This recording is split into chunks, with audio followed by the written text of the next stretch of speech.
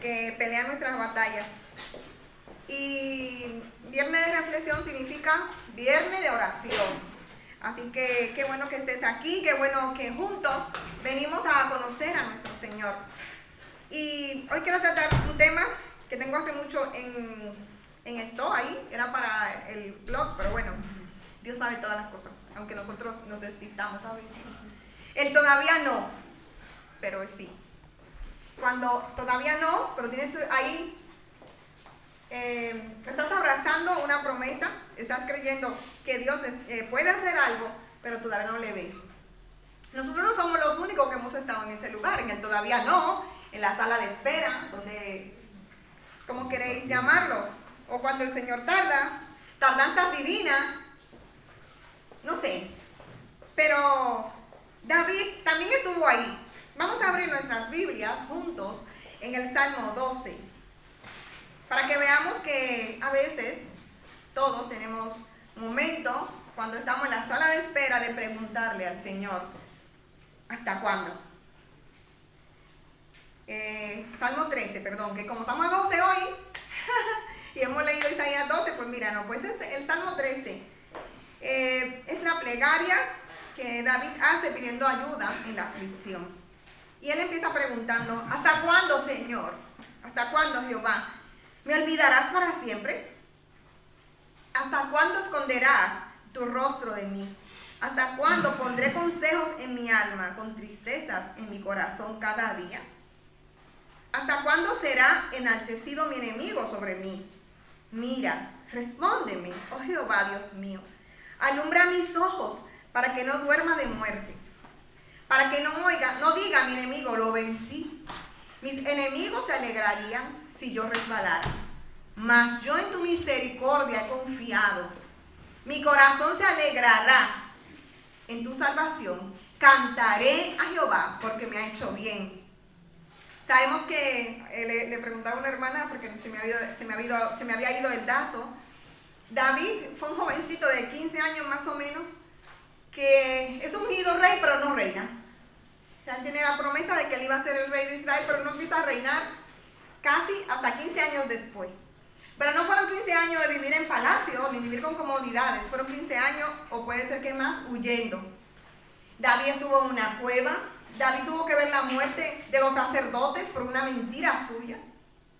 David fue ese jovencito que empezó a caminar con Dios, pero a pesar de que era el hombre conforme al corazón de Dios, que meditaba yo esta semana en casa, en mi tiempo sola, no sola con Dios, sino que estaba sola por ahí, y decía, madre mía, ¿cómo pudo haber sido el hombre del corazón de Dios, conforme al corazón de Dios, cuando él se atrevía a preguntarle cosas a Dios?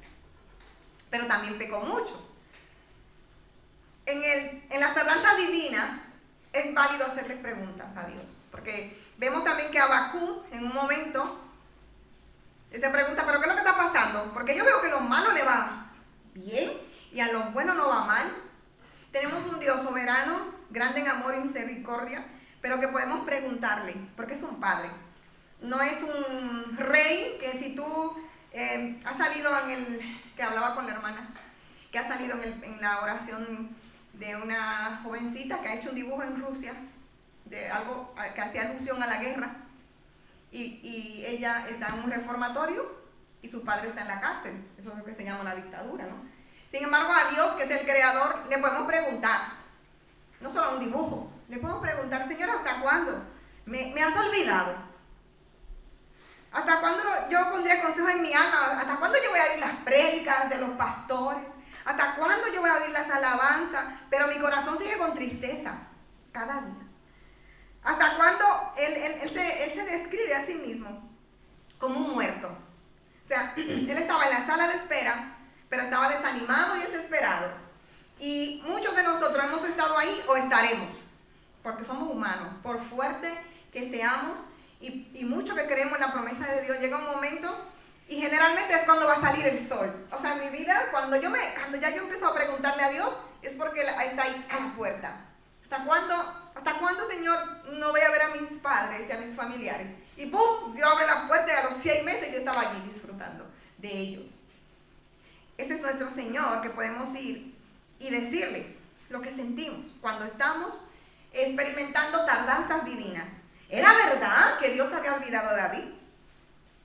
¿Era verdad que Dios había escondido el rostro de David? Habían verdades ahí. Él andaba triste, él andaba como un muerto. Él creía que la gente iba a hablar mal de él. Todos hemos estado ahí. A mí me ha pasado que cuando porque son sentimientos, no era verdad. Dios no lo había olvidado. No era verdad que Dios había apartado el rostro de él. La verdad era que los tiempos de Dios no son los nuestros. Y como dice Isaías, los pensamientos de Dios no son los nuestros, ni los caminos de Dios son nuestros caminos. Pero nosotros queremos que Dios camine a nuestros pasos. Y nosotros nos cuesta mucho caminar al paso de Dios. Entonces es lo que le pasa a David. No era verdad que él estaba solo. No era verdad que Dios lo había olvidado. ¿No? Entonces, ¿cuál era la verdad? La verdad era que no era el tiempo. Empezaba diciendo que él fue ungido rey en 1 Samuel 15 o 16 por el profeta Samuel allí en Belén. Sabemos esa historia cuando Samuel aprende la lección más importante de su vida, que Dios le dice, es que yo no miro lo que tú miras, yo miro lo de dentro. Y cuando viene ese muchachito quemadito, tostadito, le dice, ese es el rey. Pero de ahí, desde ese día, hasta que David reinó, pasaron 15 años. El todavía no de Dios. Las tardanzas divinas. Vemos a Abraham, que Dios le dice, ay Abraham, ay, yo de ti voy a hacer una nación tan grande. Y Abraham contento. Yo me lo imagino saltando. Si soy yo, había estado saltando. Habían puesto una historia en Instagram que ni se imaginan, ¿eh? Y Abraham contento. Pasa un año, pasa 2 años. Pasa el tiempo que él se desespera y tiene a Ismael. Porque es lo que hacemos cuando hay tardanzas divinas o estamos en el todavía no de Dios, nos desesperamos. Entre la sala de espera sale Ismael, pero es todavía no, Abraham. Pasan 25 años desde el día que Dios le dice a Abraham, mira, yo voy a hacer de ti una gran nación y tú serás bendición a todos. Pasa desde ese día hasta que nace el hijo de la promesa, 25 años. Pero Dios siempre llega. Para nosotros, yo he escuchado gente decir que a veces Dios tarda, como tú quieras verlo, pero Dios siempre llega. Eso es lo que sabemos porque Él es fiel. Entonces, ¿cuál es la mentira? La mentira es lo que sentimos. Y yo digo que Jeremías 17, el verso que dice que engañoso es el corazón más que todas las cosas, el perverso, 17:9 creo que es el verso que deberíamos leerlo todos los días. Sí, Jeremías 17:9 deberíamos leerlo todos los días y meditar. Y a la hora de tomar una decisión y de abrir nuestra boca, pasarlo por ese filtro. Y dice Jeremías, engañoso es el corazón más que todas las cosas. Mira a ver si engaña. A veces tú estás cocinando sardinas y eso huele. Y tú piensas que estás haciendo un pescado, pero es sardina enlatada. Engañoso. Hay cosas engañosas. ¿Qué más? Hay cosas engañosas. Hay gente que es muy elegante y parece muy amable, pero cuando tú la ves son pesados. Pero aparte de todo eso que podemos pensar que son engaños, hay una cosa que es más engañosa que todas las cosas que podemos imaginar. Es el corazón. Y no solamente es engañoso. Dice Jeremías que es engañoso y es perverso. ¿Quién lo conocerá? Entonces, David, en su desesperación y desánimo, donde hemos estado mucho, él abre el corazón, pero también dice cosas que son mentiras. Él dice, ¿me has olvidado? Has escondido de mí el rostro y eran mentiras. ¿Qué pasa? Que tenemos que tener cuidado con lo que sentimos. Los sentimientos, tenemos que tener cuidado porque los sentimientos nos hacen, son la flota, son como lo que hace salir lo que en verdad, la falta de fe que tenemos. No sé si me entienden. Los sentimientos pues es lo que hacen en nosotros ver la madurez espiritual, la profundidad. Yo recuerdo cuando yo era pequeña que uno se clavaba muchas espinas porque uno vivía en otro tiempo, que no había redes sociales, uno andaba por los montes buscando mango, buscando escobitas para barrer, cosas, ¿no? Y uno siempre se clavaba espinas, la espina estaba ahí. Y mi abuela le echaba cera a las espinas y la espina subía. Yo no sé cuál es el misterio, algún día alguien me lo tiene que explicar. Y así mismo pasa con los sentimientos. Los sentimientos, las mentiras que nosotros no creemos de Dios están adentro, como esa espina que uno se clavaba cuando andaba silvestre por ahí. Y viene la prueba, es la cera, ¿saben lo que es la cera? La parafina, que tú le pones a donde tiene la espina y entonces el sentimiento sale, o sea, la espina flota. Y entonces mi abuela agarraba una aguja y ¡pum!, se sacaba la espina, que era lo peor. Dios pone las tardanzas divinas para sacar de nosotros los sentimientos. Esos sentimientos que a veces no sabemos que estaban ahí, que tú dices, ay, eso no hice yo. Como una vez que yo tuve que orar por alguien que estaba muy enfermo. Y cuando yo estaba orando, yo de rodillas, yo le dije, Señor, yo estoy orando, pero yo no sé si tú puedes sanar. Yo soy así con mi Señor, ¿no? Y yo sé que en esta prueba yo voy a aprender más que la persona que está enferma. Y así fue. Ahí fue que de verdad yo vi que Dios sana. Pero claro, cuando yo empecé a orar, yo tenía una espina tan profunda que fue mucha cera que el Señor tuvo que echarme para que la espina saliera. Pero a veces nosotros empezamos a vivir la vida matrimonial, la vida en todos los ámbitos, la vida cristiana. No debería estar todo integrado, pero en realidad empezamos a evaluar todo por sentimientos. Y no puede ser. Tenemos que evaluar todo por la palabra. ¿Qué dice la palabra? Y yo sé que es justo a veces cuando estamos en el momento de la prueba, en el crisol, y sale la espina. O sea, cuando nos echan la cera, sale, porque es que tiene que salir. Pero Dios no se asusta. Y yo digo, qué bueno que Dios no se asusta. Cuando sale la espina de mi alma, como sale de David. ¿Hasta cuándo, Jehová, me olvidarás? ¿Para siempre? ¿Hasta cuándo esconderás tu rostro de mí? ¿Hasta cuándo yo voy a poner consejo en mi alma? O sea, ¿hasta cuándo yo voy a leer la Biblia? Pero no va a pasar nada, porque sigo triste. ¿Hasta cuándo será enaltecido mi enemigo sobre mí? Porque él estaba viendo el panorama. Él estaba viendo a Saúl persiguiéndole. Puede ser Saúl. Sabemos que hubo un hijo de Saúl, que cuando Saúl murió, reinó en Jerusalén un tiempo, antes de que David también reinara. O sea, que aún muerto Saúl, él no fue rey. Sabemos que él iba por ahí un día caminando y alguien le empezó a maldecir.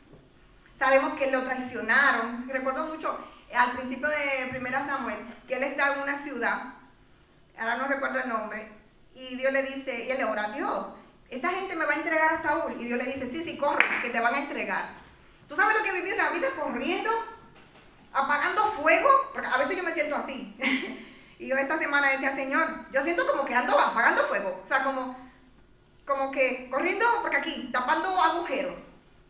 Pero en esos momentos, los sentimientos no nos deben traicionar, sino debe salir lo que luego sale en el verso 5. O sea, él se expresa los sentimientos, sale su espina. Y muchas veces la espina, yo en vez de decir espina, es una raíz de amargura. O sea, cuando él dice, me has olvidado, no me miras, no me estás cuidando, para mí que es raíz de amargura. Y gracias a Dios que se lo estaba diciendo a Dios y no a ninguno de sus compañeros. Porque es que muchas veces se lo decimos a Dios, pero contaminamos a los que están a nuestro alrededor. Porque nos dejamos llevar de la emoción y de los sentimientos. Y los sentimientos no son un buen consejo. Cuando nos llegue esos sentimientos a veces que nos llegan, acordémonos de Jeremías 17:9. Engañoso es el corazón. O sea, lo que tú estás sintiendo ahora, hoy, viernes 12 de mayo de 2023, no va a ser lo que tú vas a sentir mañana. Y por eso no podemos llevarnos de los sentimientos, sino de lo que dice la palabra de Dios. En un momento que él se desahoga, porque es bueno desahogarse, pero desahógate con Dios, que Dios no te lo tome en cuenta, porque Él es bueno. Cuando Él ya entonces como que se le pone la cabeza en su lugar, Él dice en el verso 5, mas yo en tu misericordia he confiado. O sea, todo eso que yo he dicho es porque yo quiero limpiar mi alma, porque en ti hay sanidad en tus aguas. Hay un río, dice el Salmo 46, que hay un río que sale de la casa de Dios, predicaba Jacob un día de estos, y dice, aunque sea removida, tú eres mi fortaleza. Y ahí podemos ir y decirle hasta cuándo, pero ¿qué pasa? Con respeto, porque Él es Dios. Pero puedes preguntar en la sala de espera, pero no dejes de decir la verdad. O sea, expulsa tu espina, pero también di la verdad. Yo en tu misericordia he confiado. O sea, yo no estoy entendiendo nada de lo que tú estás haciendo. Tú me ungiste por medio de Samuel. Samuel salió huyendo y vino a Belén secretamente y me ungió como el próximo rey de Israel. Sin embargo, no está pasando nada, yo no estoy viendo que está pasando nada, mas yo en tu misericordia he confiado. Eso es una verdad que tenemos que decir siempre. Tus hijos están rebeldes. Hay una promesa que si tú lo instruyes en el camino, aun cuando sea viejo no se apartará. No porque yo en mi casa serviremos a Jehová, porque tú hiciste el trabajo y tú lo instruiste. Por la noche, ¿cómo cuesta hacer devocional que no está cansado? Si lo sabré yo. ¿Cómo cuesta que yo luego tengo que leer mi devocional? Porque el devocional de ellos va más diluido. ¿Tú lo instruiste? Espera en la misericordia de Dios. La palabra dice, esfuérzate y sé valiente. Pero yo me siento cobarde y me siento cansada. Pero espera en la misericordia de Dios. La palabra dice, el Salmo 37, yo no he visto justo desamparado ni su simiente que mendigue pan. Pero la cuenta está en rojo, la nevera está vacía, yo no tengo trabajo, mas yo en tu misericordia he confiado. Cuando Abel y yo pasamos unos momentos muy malos de crisis económica, recuerdo que poníamos en una lista lo que nos faltaba y en el otro lado las promesas, a ver si se acuerdan de eso. Tiempos muy malos que todos nos pasan, y si lo pasamos juntos, mejor dos que uno. Y si yo tenía que llorar, yo lloraba. Los hombres son menos de llorar, yo no sé cómo él la pasaba por dentro. Y orábamos juntos y nos agarrábamos de la mano. Momentos. Yo embarazada, recuerdo, de no tener ni dinero ni comida. Y también Ramona, porque ellos tenían trabajo, pero fue el momento de la crisis y la empresa no le podía pagar. Y yo siento que lo viví peor, porque claro, yo quería a la niña, ya teníamos al niño, a la niña, comprarle cosas. Y yo, ¿por qué no, verdad? Yo no podía. Pero yo recuerdo que cada vez que teníamos más necesidad, Dios mostraba más su misericordia. Recuerdo que llegó un momento que yo tuve que decir, dejen de regalarme ropa, que ya yo no puedo tener más ropa nueva. Se me llegaron a juntar 2 cunas, se me llegaron a juntar de 2 de cada cosa. Yo empecé a decir, ya no me regalen más ropa. Y recuerdo cuando la niña cumplió el año, que las amigas me hicieron el cumpleaños, que su tío, que está aquí, no voy a decir el nombre, le regaló un vestido precioso, porque todavía fue una crisis tan grande que hubo en Europa, que cuando la niña cumplió el año, o sea, la niña empezó a caminar, y yo trabajaba, yo no la pude ver. O sea, fue una crisis muy dura, recuerdan, en el 2012. Entonces, confiemos en la misericordia del Señor, porque a veces estamos en la sala de espera, en las tardanzas divinas, pero si nosotros nos dejamos llevar de los sentimientos, no vamos a pasar del verso 1 y el verso 2. Y en el verso 1 y el verso 2, él se desahoga con Dios, no con nadie más. Como Ana, que aprendíamos las mujeres. En el verso 3, él clama, mira, respóndeme, Dios mío, alumbra mis ojos. Y él empieza a clamar. Y empieza a decir, para que no diga el enemigo que me venció. Pero en el verso 5, ¿qué es lo que pasa cuando oramos a Dios y somos sinceros? Ya él ha cambiado el chip. Y él empieza a hablar en el futuro, él se ve allí, mi corazón se alegrará. O sea, yo me siento muerto, pero mi corazón se alegrará, un futuro. Cantaré. Entonces, no importa, hermanos, donde tú estés, si estás pasando las tardanzas divinas, si estás en la sala de espera, hoy que vamos a orar, cada uno de nosotros tenemos peticiones en la sala de espera. Algunas ya han sido contestadas. Y parece que Dios está tardando más de lo que yo me imaginaba. Pero oremos con esa certeza, cantaré, me regocijaré, porque lo veré. Recuerden que Él llama las cosas que no son como si fueran. Y Él llama a David, su siervo, mi rey, y 15 años después es que es rey. Pero a Israel, Él le dice, cuando empiezan a salir si tú te consagras en esos 20, te daré la tierra prometida, y pasan 40 años. Sin embargo, nosotros empezamos a orar, y cuando pasan 2 días, nosotros no perseveramos en la oración. Y nosotros ya nos caemos, dejamos de venir a la iglesia, o nos vamos a otros extremos, como usar frases hechas. No, yo lo declaro, yo lo decreto, yo lo proclamo. Eso no está en la Biblia, hermanos. Oremos al Señor. Dice la palabra en Filipenses, no se preocupen por nada, en cambio oren por todo. Díganle al Señor todo lo que necesiten y denle gracias. Pero lo fácil es que queremos el microondas. Queremos lo rápido. Queremos 5G, oraciones 5G. ¿Qué es lo que queremos? No, la oración tiene su proceso. Ve a tu lugar secreto. Tu Padre que está en secreto te recompensará en público. Y Jesús tenía que decir que en su tiempo. Y recuerden que Isaías dice, mis pensamientos no son tus pensamientos. Y yo diría, los tiempos de Dios no son mis tiempos.